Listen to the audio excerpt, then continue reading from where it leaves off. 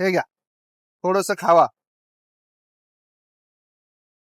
हळू खावा.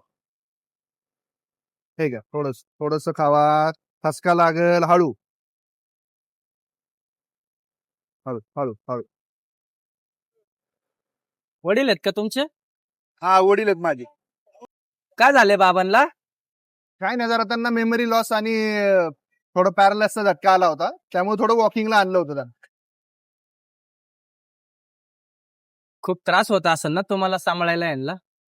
हा, थोडाफार होतो, पण बाप आहे ना शेवटी माझा, करायलाच पाहिजे.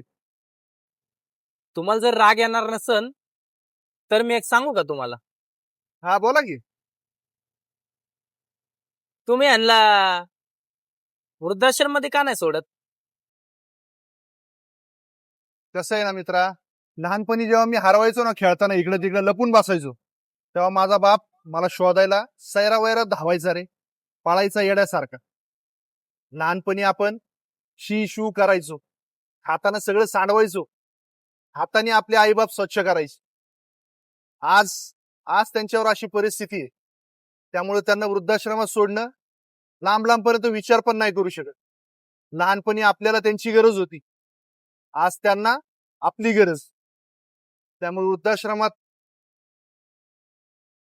तर मित्रांनो, आजच्या काळामध्ये वृद्धाश्रमाची संख्या वाढत चालली.